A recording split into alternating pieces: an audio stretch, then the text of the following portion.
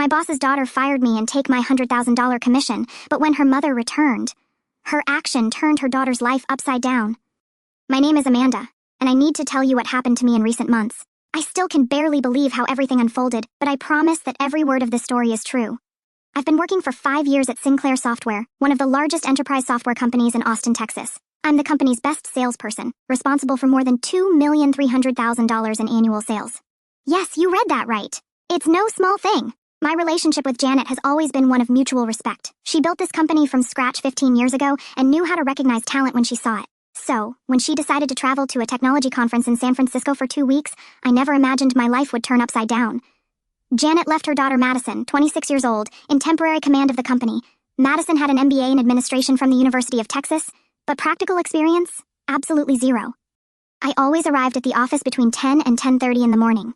Not out of laziness or negligence, but because I had a special agreement with Janet. My main clients are on the West Coast, and I frequently need to work late to meet their needs.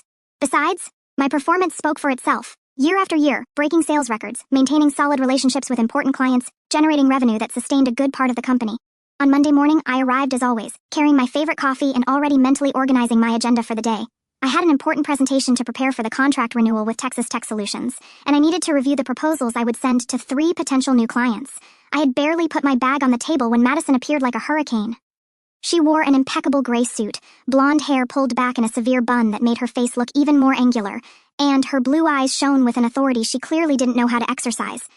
There was something in her posture, a rigidity that screamed insecurity disguised as power. "Miss Amanda," she practically shouted, making the entire office turn to look at us. The environment, which seconds before was in the normal hustle and bustle of the morning start, became instantly tense. It's 10:30 in the morning. Work hours here start at 8. I took a deep breath, maintaining my professional calm. I had dealt with delicate situations before. Difficult clients, complicated contracts, impossible deadlines, but never within my own company and never with someone who theoretically should be on my side. "Good morning, Madison. As I explained to your mother years ago, I have flexible hours due to my West Coast clients. Yesterday, I worked until 11 at night, closing a $400,000 contract with the Los Angeles company." I saw her face turn red, a color that contrasted intensely with her naturally pale complexion. "I don't care. While my mother is away, I command this company and here no one will arrive whenever they want." The entire office was silent. Sarah from accounting had stopped typing. Mike, our senior developer, looked over his monitor with a worried expression. Jennifer from reception pretended to be busy organizing papers, but was clearly paying attention to every word. I had a reputation for being calm and diplomatic, but also for not letting myself be trampled on. "Madison, I suggest we talk in your office. I can better explain how my agreement with your mother works and show the results I've been achieving." "No, you're going to explain to me right here in front of everyone why you think you're too special to follow the rules like everyone else." It was at that moment I realized I was dealing with someone who had no idea how a company works. Madison had no clue who I was or what I represented to Sinclair Software. To her, I was just another employee trying to break rules for convenience. The tension in the air was palpable. Sarah whispered something to Mike, who shook his head disapprovingly. One of the marketing interns stopped walking down the hallway and stood watching the situation. It was obvious that Madison wanted to make a power show. Use me as an example to establish her temporary authority. "Look, Madison," I began, trying to keep my tone respectful but firm. "I understand you want to do good work while your mother is away, but there's a reason I have this special schedule. Last year, I alone brought more than $2 million in contracts to this company. I work with clients in different time zones and often need to be available when they are. Yesterday, after you left, I stayed until—" "Stop," she interrupted me, hitting Sarah's desk with such force that it made a pencil holder jump. "I don't care how much money you think you brought. Rules are rules, and you will follow them." I realized there was no possible conversation. Madison was determined to create a conflict, and I was at the center of the storm. What I didn't know was that this was just the beginning of the nightmare that was to come. There was something in her eyes, a disproportionate anger that went far beyond a simple schedule issue. It was as if she had specifically chosen me for her power demonstration. Madison approached me, clipboard in hand, her eyes sparkling with rage. Her breathing was accelerated, nostrils dilated, and I could see small drops of sweat forming on her forehead despite the air conditioning. What happened next still shocks me when I think about it. She raised the clipboard and brought it forcefully against my head, hitting my left eyebrow. The pain was instant and intense, like an explosion of white light behind my eyes. I immediately felt the metallic taste of blood in my mouth and a warm sensation running down the side of my face.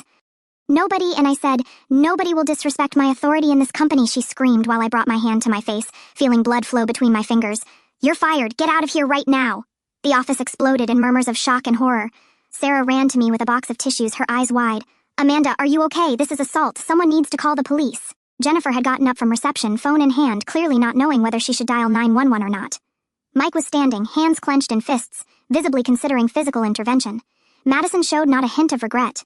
On the contrary, she seemed satisfied, almost euphoric, with what she had done. There was a strange gleam in her eyes, as if she had finally proven something to herself. And if anyone else questions my decisions, they'll end up like her. My eyebrow was throbbing, and I felt blood dripping on the floor, but my mind was surprisingly clear. In 5 years working there, I had never been through anything remotely similar. Janet would be horrified if she knew what her daughter had done. But Janet was 3,000 miles away, and I was there bleeding with a crazy person who had just physically assaulted me. "Madison," I said, wiping the blood with the tissues Sarah gave me, my voice coming out firmer than I expected. "Are you sure you want to fire me? Do you have any idea what this means for the contracts I'm managing? Do you know how many clients depend specifically on my work?" She laughed cruelly, a harsh sound that didn't match her refined appearance at all. "You think you're irreplaceable? Please, anyone can do sales. You were easily replaceable, Amanda, and now everyone here knows it." It was at that moment I had a crystal clear revelation. Madison had no idea how the company worked. She didn't know that I had personal relationships built over years with our biggest clients. She didn't understand that enterprise software contracts depend on trust and lasting relationships. To her, sales were something simple, mechanical, that anyone could do. "All right," I replied calmly, surprising myself with the serenity in my voice. "I'll get my belongings." Madison seemed almost disappointed with my calm reaction. She probably expected me to make a scene, cry, beg, or react in a way that would justify her violence even more. This would give her more ammunition to feel powerful and justified. Madison disappeared for a few minutes, and I heard her talking on the phone in Janet's office. Her voice was loud enough for everyone to hear pieces of the conversation. "Mom, I had to fire Amanda." "Yes, that arrogant saleswoman. She completely disrespected me in front of everyone. No, I couldn't let it slide." While she talked, I walked to my desk to start collecting my belongings. Each item I touched carried memories of years of dedication. The personalized mug I got when I closed my first big contract, photos from company awards, a small cactus that Jennifer gave me on my birthday, saying it was resilient like me. There was something surreal about packing 5 years of my professional life into a cardboard box while my aggressor cheerfully talked to her mother a few meters away. Sarah approached and whispered, "Amanda, this is absurd. You should go straight to a hospital and then to a police station. What she did is a crime." Mike came to my desk outraged. 5 years of exemplary work and she fires you like this and on top of that assaults you. Janet will be furious when she finds out what really happened. "If she finds out," I murmured, putting my personal files in the box. Madison is clearly telling a very different version of the story. Jennifer left reception and came to me discreetly, handing me a small paper, my personal number. "If you need anything at all, call me. What happened here today isn't right." When Madison returned from the phone call, she had a triumphant smile on her face that made me want to vomit. She had managed to manipulate the situation perfectly, presenting herself as a firm manager who had dealt with a problematic employee. "I just spoke with my mother," she announced to the entire office as if it were a personal achievement. "She told me to do what I thought was best. So, your dismissal is official, Amanda." What Madison didn't mention, and I only found out later through Jennifer, who had contacts in the company, is that Janet was in a crucial meeting with East Coast investors when she called.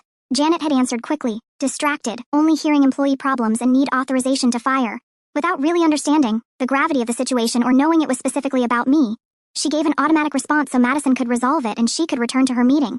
If Janet had known that Madison had physically assaulted me and was firing me without justifiable cause, she would never have given that response.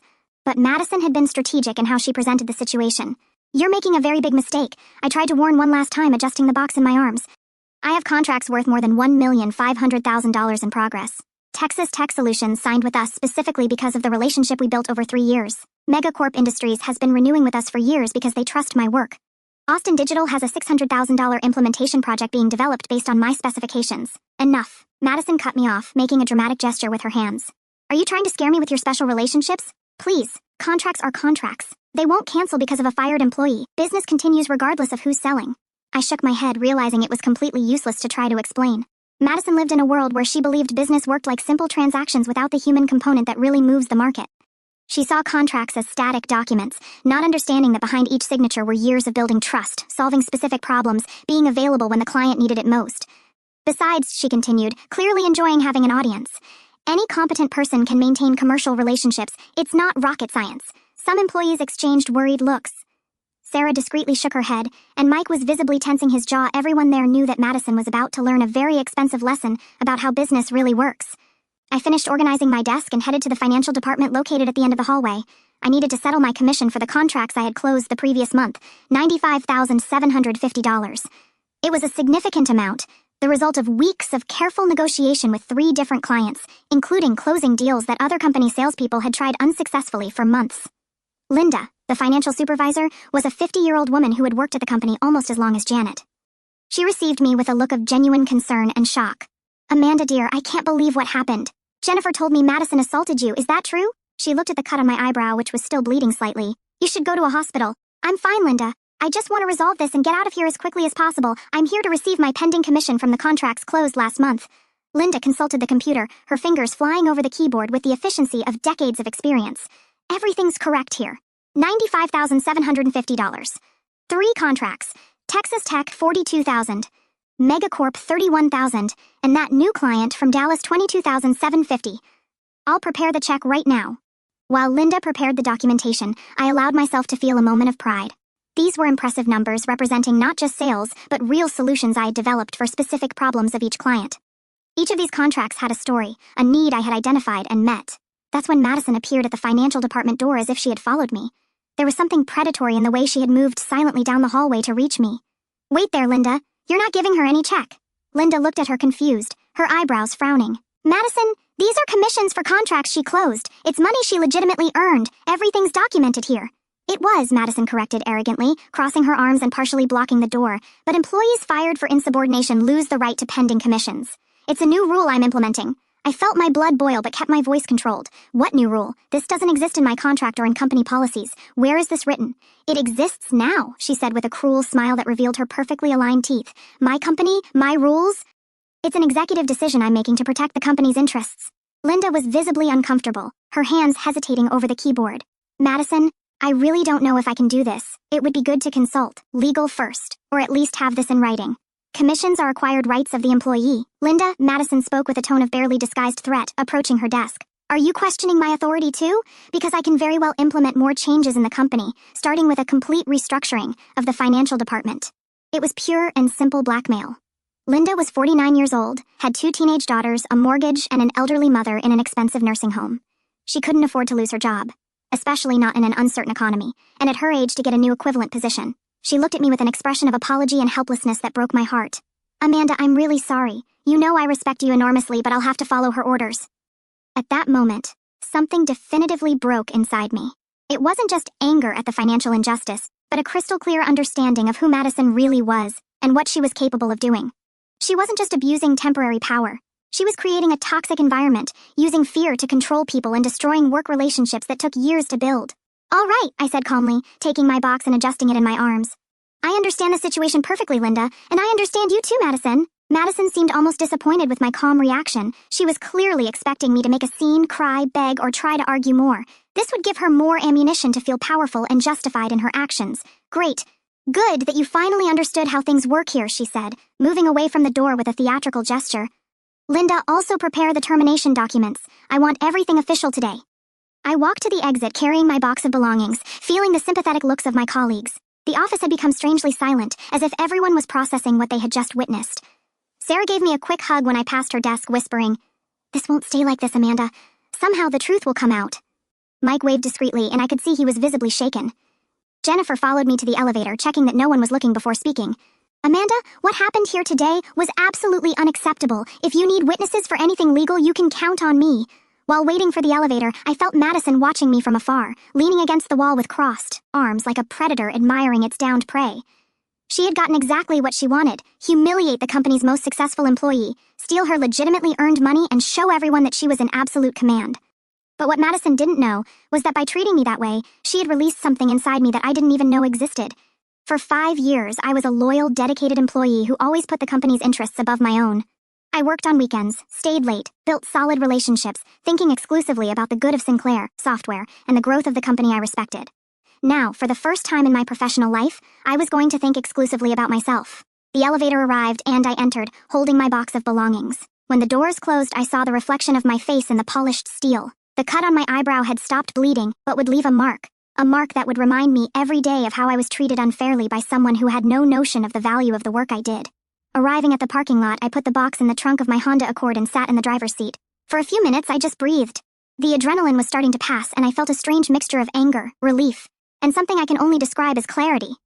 For the first time in 5 years, I didn't have to worry about protecting Sinclair Software's interests. I took my phone and looked at my contact list. Commercial relationships I had carefully cultivated over 5 years based on mutual trust, professional respect, and consistent results. Madison had turned this list into my greatest weapon without even realizing it. First call, David, CEO of Texas Tech Solutions. David was one of my favorite clients, a brilliant engineer who had built his software development company from scratch. Our relationship went far beyond professional. We had developed a true partnership over 3 years based on mutual respect and exceptional results. Amanda, good to hear your voice. How are things over there? I was just thinking of calling you to discuss that system expansion we talked about last week. David, I need to tell you something important. I just left Sinclair Software. There was a change in management, and well, we decided it was better for me to follow my own path. There was a long pause. I could imagine David frowning, trying to process the information. What? Amanda, you are Sinclair Software to us. Our renewal contract is based entirely on the work you do with us. You know our system better than we do. Does Janet know this? The situation is complicated, David. Janet is traveling and her daughter took over temporarily. Let's say we had very different visions about how to conduct business and about what constitutes professionalism. Listen, Amanda, I'm going to be completely direct with you. Our contract is worth $800,000 and expires next month. If you're no longer there, it makes no sense for us to renew. You know our system, our specific needs. You're the one who solves our problems when they arise. Remember when we had that critical bug in the reports module and you stayed online with us until 3 in the morning to solve it? Without you, we'll have to look for another company. I felt a mixture of satisfaction and sadness. Satisfaction because finally someone recognized my real value so clearly, and sadness because this meant Sinclair Software would lose an important client because of Madison's arrogance and ignorance. I understand perfectly, David. Do what's best for your company. You deserve the best possible support.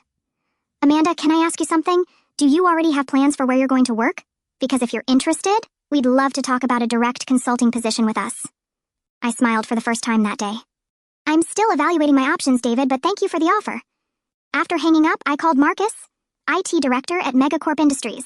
Marcus was an industry veteran, someone who had seen many software companies come and go. He always said I was one of the few salespeople who really understood technology instead of just selling empty promises. Marcus, it's Amanda from Sinclair. I need to inform you of something important. I'm no longer working at the company. What do you mean, Amanda? You've been our contact person for 5 years. We have that $600,000 implementation project starting next quarter, and you were coordinating everything personally. I know, and I'm deeply sorry. There were sudden changes in administration, and the new management decided it would be better for me to seek new challenges. Marcus was silent for a moment. I could hear keyboard noise in the background, probably him checking our contracts in the system. Look, Amanda, I'm going to have to talk urgently with my team. This project was developed specifically based on your specifications and your deep knowledge of our legacy system. You participated in all the planning meetings. You know our specific limitations. Without you there to guarantee continuity, we'll have to seriously reevaluate whether it still makes sense to continue with Sinclair. The third call was to Patricia, CEO of Austin Digital. Patricia was one of my favorite clients, a brilliant entrepreneur who had built her digital marketing company from scratch and always valued genuine relationships more than grandiose promises. Patricia, I have news you need to know immediately. I'm no longer at Sinclair Software. Amanda, it can't be true. Her voice sounded genuinely shocked. You're literally the reason we chose Sinclair 3 years ago. Remember when we had that critical system problem during our Black Friday campaign and you stayed working with us until it was completely resolved? Without you, what's going to happen with our support and the improvements we were planning? Unfortunately, I can no longer guarantee the level of personalized service you deserve. The company is under new temporary management, and priorities have changed significantly. Patricia sighed deeply. Amanda, our contract is worth $400,000 annually, but that's not even the main issue. The issue is trust and relationship. We trust you, your competence, your integrity, not necessarily the company. If you're no longer there to guarantee that our interests are protected, we'll have to seriously consider other options in the market. In 2 hours, I had called my 8 main clients, each representing substantial contracts and solid relationships. All had similar reactions: initial shock, genuine concern about the future of projects, and very clear signals that they would reevaluate their relationships with Sinclair Software. I didn't ask anyone to cancel contracts. That would be unethical and could cause me legal problems. I simply informed about my departure professionally and let each client draw their own conclusions based on the importance they gave to our working relationship. Meanwhile, at Sinclair Software, Madison was living her fantasy of being a powerful CEO. Sarah told me later that she had called a general meeting in the late afternoon to establish new guidelines and make it clear that the company now had firm and decisive leadership. Starting today, Madison had announced to the entire team gathered in the conference room, this company will function with real discipline and professionalism. We will no longer tolerate employees who think they're special or can create their own rules. Schedules will be respected, hierarchy will be respected, and any attempt at insubordination will be treated with immediate measures. Mike raised his hand timidly. Madison, about Amanda, she managed the company's most important contracts. Who's going to take over those clients? We need time to make the transition properly, Madison laughed with disdain, clearly feeling superior. Mike, you seriously underestimate our team. Sales are sales. Any competent person can call a client and maintain a commercial relationship. It's not rocket science. Sarah, you're going to take over Amanda's portfolio temporarily. Sarah was visibly pale.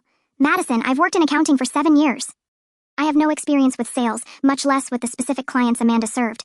Each of them has very particular needs that I don't know. Then it's a great opportunity for you to learn and grow in the company, Madison responded with a forced smile that didn't reach her eyes. Or do you prefer to question my decision too? Because I can easily find someone more willing to accept new challenges. The atmosphere in the conference room became heavy. People began to move uncomfortably in their chairs, exchanging worried looks. Jennifer, who had been summoned to take notes from the meeting, was visibly tense. 3 experienced employees went to her at the end of the day, asking discreetly about voluntary dismissal policies and how to proceed to request internal transfer.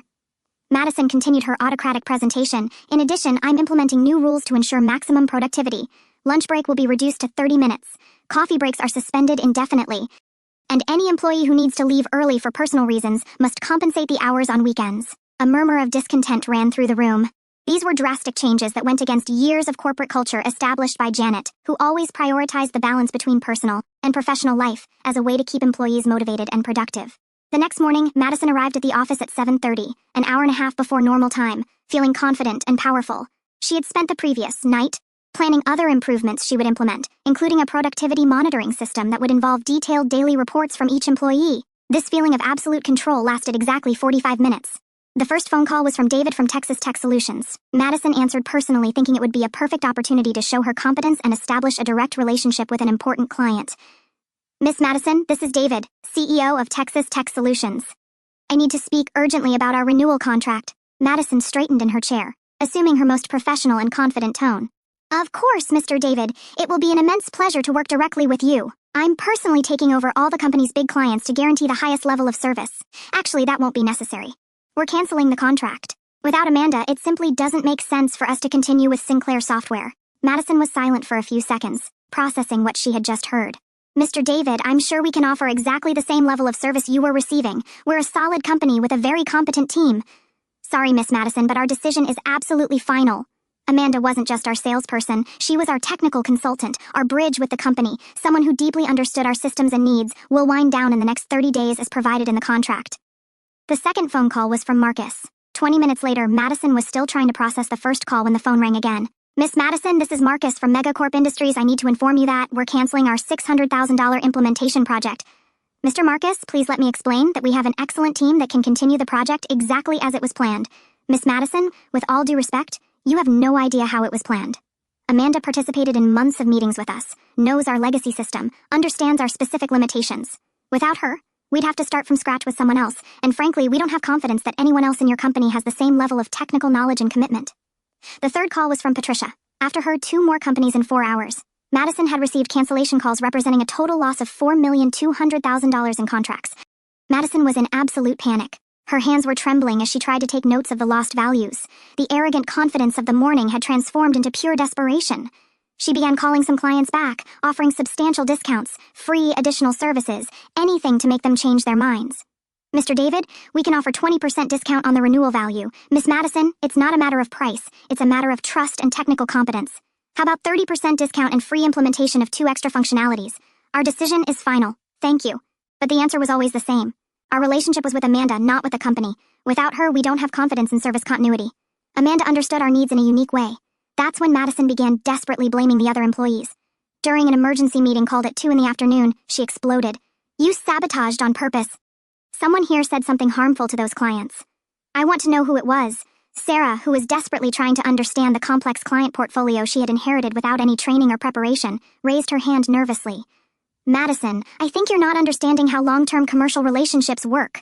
Amanda wasn't just a salesperson, she was a strategic consultant for those clients. She knew their systems, participated in planning meetings, solved specific technical problems. Don't come to me with lame excuses. You're going to win back those clients or I'll replace this entire incompetent team, Madison screamed, banging her hands on the conference table. It was at that moment that Mike, the most experienced developer in the company and one of the most respected people on the technical team, slowly stood up. Madison, with all due respect, I think you're being completely unfair to us and disrespectful to the work Amanda did. She built those relationships over years based on trust, technical competence, and dedication. It's not something you replace overnight, nor with threats or screaming. Are you questioning my leadership, Mike? Madison asked with a dangerous voice.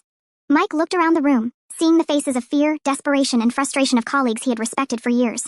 Jennifer was clearly trying not to cry. Sarah looked exhausted and overwhelmed. Even Linda from finance was present at the meeting with an expression of deep concern. No, Madison, Mike said with a calm that contrasted dramatically with her hysteria. I'm resigning. And with that, he took his laptop, calmly turned it off, and left the conference room, leaving Madison alone with her anger and a company that was literally crumbling around her. Mike's exit was like a stone thrown into a calm lake. The waves spread quickly throughout the entire office. Within hours, Jennifer received 2 additional resignation requests, Tom from technical support and Lisa from development. Both cited incompatible changes in company culture as the main reason. Madison was desperate. In less than 48 hours, she had lost more than $4 million in contracts and 3 experienced employees. The company that Janet had carefully built over 15 years was disintegrating in her daughter's hands. On Wednesday night, Madison decided to take an action that would definitively reveal her character. She got my personal number through HR files and called me at 9:40 at night. I was at home organizing my thoughts and considering my next steps when the phone rang. Amanda. Her voice was tense, almost hysterical. Madison, what do you want? You need to undo the damage you caused. I know it was you who convinced those clients to cancel their contracts. This is corporate sabotage.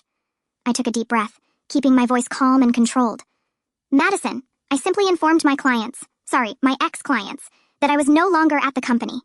They drew their own conclusions based on the importance they gave to our working relationship. Lie. You said something to deliberately harm the company. I want you to call each of them and undo this situation immediately. And why would I do that? I asked, genuinely curious to see how far she would take this conversation. Because if you don't, I'll sue you for tortious interference with company contracts. I'll destroy your reputation in the market. I'll ensure you never work in the technology area in Austin again. It was at that moment that something definitively changed inside me. Madison's threats were the catalyst I needed to understand that I couldn't let this pass. It wasn't just about me anymore. It was about all the people she was mistreating and would still mistreat if she continued in that position of power. Madison, I said with a calm that surprised even myself, you physically assaulted me, fired me without just cause, stole my legitimately earned commission, and now you're threatening me. I think you should reconsider your strategy. I didn't steal anything, and I didn't assault anyone. You were insubordinate, and I have dozens of witnesses to what happened. Madison, and all our company policies are documented. You invented a rule on the spot to steal almost $100,000 from me. There was a tense silence before she exploded. You can't prove anything, and even if you can, who's going to believe you against the Sinclair family? I think we'll find out, and I hung up. The next morning I called Caroline, a respected labor attorney in Austin who had an excellent reputation in defending employee rights. I had found her name through an online search, and her credentials were impressive. Harvard graduate, 15 years of experience in labor law, multiple victories in high-visibility cases.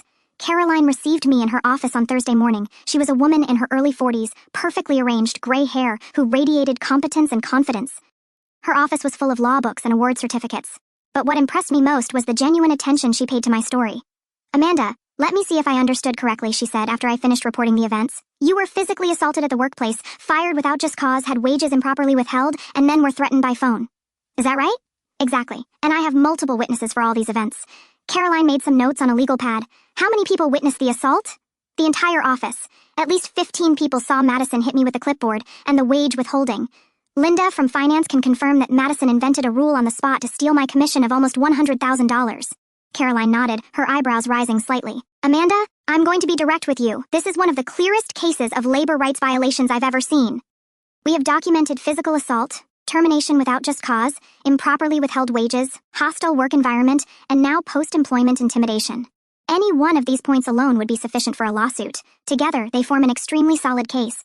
I felt a wave of relief and validation. Finally, someone with authority was confirming that I wasn't exaggerating or being dramatic. What would be the next step, I asked. First, we're going to document everything formally. I want written statements from all the witnesses you mentioned. Second, we're going to send a formal letter to Sinclair Software demanding immediate payment of your withheld commission and compensation for damages caused. Third, if they don't respond adequately, we file a civil lawsuit. And about the threat Madison made to me last night? Caroline smiled for the first time in our conversation. That was a very big mistake on her part. Attempted intimidation of a witness can be considered a crime. If you recorded the conversation or have some way to document it, it strengthens our case even more. Unfortunately, I hadn't recorded the call, but I explained to Caroline that Madison would probably make more contact attempts, and she instructed me to document any future communication. Meanwhile, at Sinclair Software, the situation was deteriorating rapidly.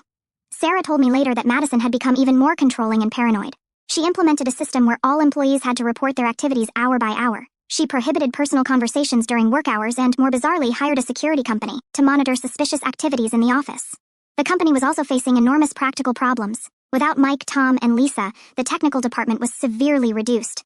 Sarah was trying to manage a client portfolio she didn't understand, and the few remaining clients began complaining about service quality. On Friday, 2 days after my conversation with Caroline, Sinclair Software lost 2 more important clients. Dallas Tech Solutions canceled a $300,000 contract, and Houston Industries decided not to renew an annual agreement worth $250,000. Both cited changes in service quality as the main reason. Madison was literally panicking. She had lost almost $5 million in a week, and rumors about company problems were beginning to spread through Austin's technology market. Other suppliers began calling Sinclair's remaining clients, offering alternative services. That's when Madison made her next crucial mistake. She tried to lie to Janet about what was happening on Friday night. Janet called from San Francisco to check how things were going. Madison painted a completely false picture of the situation. She said she had optimized the team by removing problematic elements, that she was implementing improvements in operational efficiency, and that some minor contractual renegotiations were underway. What Madison didn't know is that David from Texas Tech Solutions had Janet's personal number and had called her on Thursday night to express his concern about the direction the company was taking. David didn't go into details about what had happened to me, but made it clear that he was deeply concerned with management changes and that Amanda was an invaluable asset that the company had lost. Janet was confused by David's call, especially because Madison had said I had been fired for minor insubordination. The versions didn't match, and Janet wasn't the type of person who ignored inconsistencies in information about her company. On Saturday morning, Janet canceled her last meetings in San Francisco and booked a flight back to Austin. She would arrive Monday morning, 3 days earlier than planned, and Madison had no idea of the storm that was about to fall on her. Janet arrived at the office Monday at 7 in the morning, 2 hours before normal work hours. She had spent the entire flight from San Francisco to Austin reviewing company numbers on her laptop and making calls to important clients. What she discovered left her absolutely furious. The company had lost 40% of its monthly revenue in 1 week. Multi-million-dollar contracts canceled, experienced employees fired, and negative rumors spreading through the market like wildfire. Worse still, when Janet discreetly called some clients to understand what was happening, she discovered that I had been fired under circumstances that no one could clearly explain. Madison arrived at the office at 8:30, expecting to find a company functioning under her rigorous command. Instead, she found her mother sitting in her own executive chair with a pile of financial reports on the desk and an expression that Madison had learned to fear since childhood. "Madison, sit down!" Janet's voice was dangerously calm. "Mom, good that you came back early. I want to show you all the improvements I implemented in the company. I managed to optimize the team and establish real discipline." "Sit down," Janet repeated, this time with a tone that admitted no discussion. Madison sat in the chair on the other side of the desk, suddenly nervous. There was something in Janet's posture that made her feel like a 5-year-old child who had broken something valuable. "Madison, explained to me how the company lost $4,200,000 in contracts in 1 week. Well, some clients were being difficult and demanding unrealistic conditions, so we decided it would be better to get rid of non-productive relationships." Non-productive relationships? Janet opened a folder and began reading. Texas Tech Solutions, $800,000 annually. Client for 3 years, never had a late payment. Megacorp Industries, $600,000 in approved project, 5-year relationship, Austin Digital, $400,000 annually. Automatic renewals for 3 consecutive years. These are the non-productive clients you decided to dismiss? Madison swallowed hard. "Mom, you don't understand. They were being disrespectful and questioning my authority, your authority." Janet leaned forward. "Madison, do you know how long it took me to build those relationships? Do you have any idea what it means to lose clients of this magnitude in 1 week? I can win them all back. It's just a matter of—" "No, you can't." Janet opened another folder. "Because I discovered something interesting when I called them. They all mentioned the same person, Amanda. Apparently you fired her. Would you like to explain why?" It was at that moment Madison realized she was in dangerous territory. She had told a very edited version of the story to Janet, and now it was clear that her mother had discovered details she had omitted. "Amanda was a problem, Mom. She arrived late, questioned my decisions, created a toxic work environment." "Funny," Janet said, leafing through some papers, "because Jennifer from reception sent me an email last night. Apparently, you physically assaulted Amanda with a clipboard. Is this true?" Madison went pale. It was an accident. She was being aggressive, and I defended myself. "Jennifer also mentioned that you confiscated Amanda's commission, almost $100,000, inventing a rule that doesn't exist anywhere in our company policy. I was protecting the company's interests." Janet closed the folders and looked directly into her daughter's eyes. When she spoke, her voice was ice cold. "Madison, in 1 week you destroyed relationships that took me years to build, lost experienced employees who are irreplaceable, created a toxic work environment, physically assaulted our best salesperson, and stole money she had legitimately earned. The company is on the verge of bankruptcy because of your decisions." "Mom, you're exaggerating. I can fix everything." "No, you can't." Janet stood up. "You are removed from any position of authority in this company effective now. You will not be involved in any business decisions until you learn how a company really works, and you're going to start by taking business management and workplace ethics courses." Madison tried to protest, but Janet raised her hand to silence her. "In addition, you're going to personally apologize to every employee you mistreated, starting with Amanda. I'm not going to humiliate myself apologizing to you. Will do this, or you can consider your family inheritance canceled, and if Amanda decides to sue us, which would be perfectly justified, you'll personally bear all legal costs." With Madison removed from the team, Janet spent the rest of the morning doing damage control. She personally called each lost client, trying to understand exactly what had happened and if there was any possibility of recovering the relationships. The responses were consistent and disheartening. All clients specifically mentioned that I was the reason they had chosen and remained with Sinclair Software. Without me, they saw no reason to continue. That's when Janet made a decision that would change everything. On Tuesday morning, Janet appeared at my door. I was working from home, organizing my legal strategy with Caroline and considering job offers that had begun to appear. When I opened the door and saw Janet standing there, I confess I was surprised. "Janet, I wasn't expecting to see you. Amanda, may I come in? I need to talk to you about something very important." I let her in and offered coffee. Janet looked visibly dejected, very different from the confident executive I knew. There were lines of worry around her eyes that weren't there before the trip. "Amanda, I came here to personally apologize for my daughter's unacceptable behavior. What she did to you was horrible, unjustifiable, and completely contrary to all of the values I tried to instill in my company." "Thank you for saying that, Janet. It means a lot to me. I discovered everything that happened. The physical assault, the termination without reason, the confiscation of your commission, and I also learned about the threats she made by phone." Janet leaned forward. "Amanda, I'm going to be direct with you. The company is in serious crisis. We lost more than $4 million in contracts. 3 experienced employees resigned, and our reputation in the market is being questioned. More importantly, I realized something that should have been obvious long ago. You weren't just our best salesperson. You were the heart of our commercial operation." I waited for her to continue, curious to see where this conversation would lead. "Amanda, I want to offer not just your job back, but a proposal that truly recognizes your value to the company. I'm offering a 25% partnership in Sinclair Software, in addition to your full salary back and obviously immediate payment of the commission Madison illegally confiscated." I was genuinely surprised. A 25% partnership in a company the size of Sinclair Software was worth millions of dollars. It was a generous offer that went far beyond simply fixing what had happened. "It's an interesting offer, Janet, but I need to be honest with you about something." "Of course. What is it?" "In recent days, I've had time to reflect on my situation. I realized that although I always respected you and the company, I was being substantially undervalued. My work generated millions in revenue, but I received only a fraction of that back." Janet nodded. "You're absolutely right. That's why I'm offering the partnership. I appreciate that, but 25% still doesn't adequately reflect my real contribution to the company. Besides, after what happened with Madison, I need guarantees that this will never happen again." "What do you have in mind?" I took a deep breath. Caroline had helped me prepare for this conversation, and I knew exactly what I wanted. "Janet, I'm willing to return, but with specific conditions that protect both my interests and the company's future." "I'm listening." "First, 35% equity participation, not 25%. Second, total autonomy in the sales department, including the right to hire and fire within my area. Third, an ironclad contract that protects me from future interference, whether from Madison or any other family member. And fourth, a 40% salary increase over what I was earning before." Janet was silent for a few moments, clearly evaluating the proposal. I could see the mental calculations happening.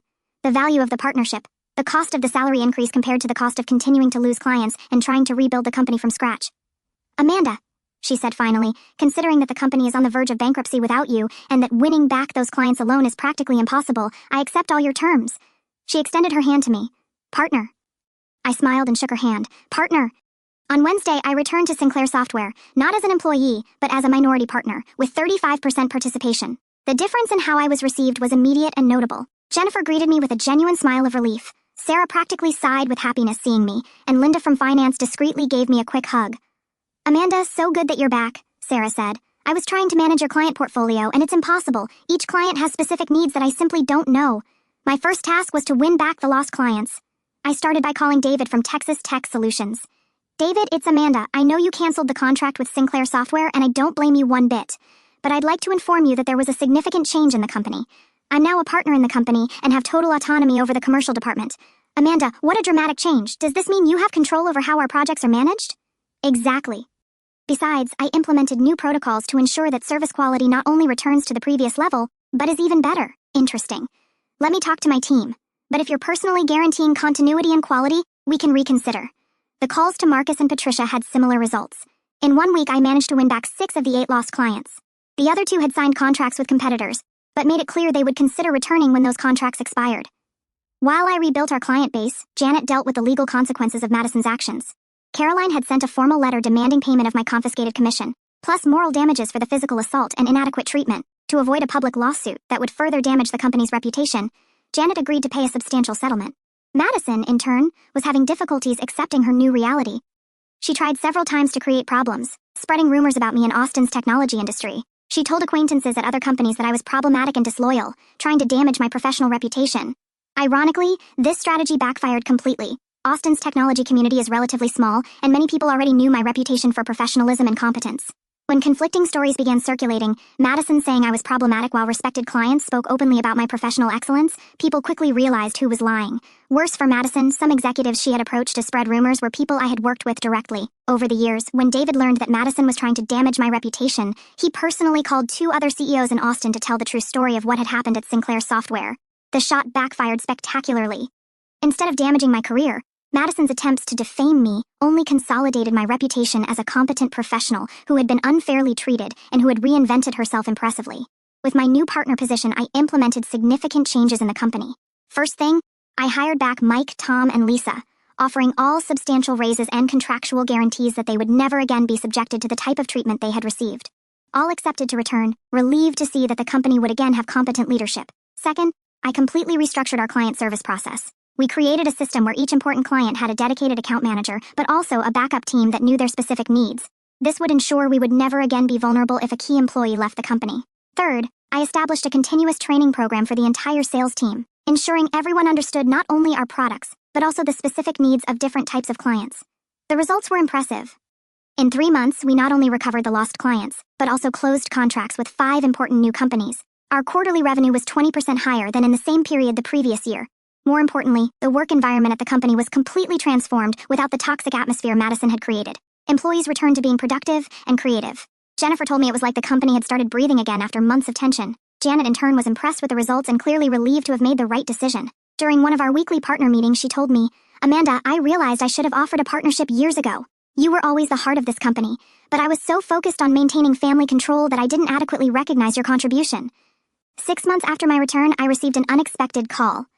It was the CEO of a large technology company in Dallas who had heard about our business transformation and wanted to know if we would be interested in a strategic partnership that could be worth tens of millions of dollars. During the meeting, he told me something I'll never forget. "Amanda, what impresses us most aren't just your numbers, but the way you transformed a crisis into opportunity. This demonstrates exactly the type of strategic leadership we look for in our partners." Madison, meanwhile, was struggling to rebuild her own reputation. Janet forced her to take intensive courses in business management and workplace ethics, but everyone knew it would be a long road until she could be considered for any leadership position again. She tried to get positions at other technology companies in Austin, but her reputation had preceded her. The story of what happened at Sinclair Software had spread through the local business community, and experienced executives avoided hiring someone with a proven track record of creating toxic work environments. Eventually, Madison was forced to accept a junior position at a small startup, earning a fraction of what she used to receive as allowance from the family company. It was a hard lesson about the real consequences of treating people with disrespect and incompetence. 1 year after everything started, I was sitting in my new office, now decorated with business excellence awards and photos from industry events, where I had been invited to speak about leadership and business transformation. Sinclair Software had become a case study on how to recover from a management crisis, and I was frequently invited to tell our story at conferences. Sarah had been promoted to financial supervisor. Mike became our technology director, and Jennifer took on a new position as human resources coordinator. The company had not only survived the storm created by Madison, but had become stronger and more resilient. The most ironic thing of all is that Madison, in trying to humiliate me and destroy my career, inadvertently gave me the opportunity to achieve something I never would have imagined possible. Her arrogance and cruelty were the catalysts that transformed me from employee to successful entrepreneur. Today, when I look back, I can honestly say I'm grateful for the experience, however painful it was at the time. It taught me that my value didn't depend on other people's validation, that I had leadership capabilities I didn't even know I possessed, and that sometimes the worst situations can transform into the best opportunities. Madison learned in the hardest way possible that treating people with cruelty and disrespect has real consequences. Her attempt to use temporary power to humiliate someone she considered inferior resulted in her own professional and personal downfall. Sinclair Software prospered. Our team united more than ever, and I discovered that I had drastically underestimated my own potential for years. Sometimes the best transformations come from the most unexpected situations. And the person who tries to bring you down can end up being the one who elevates you to heights you never imagined reaching.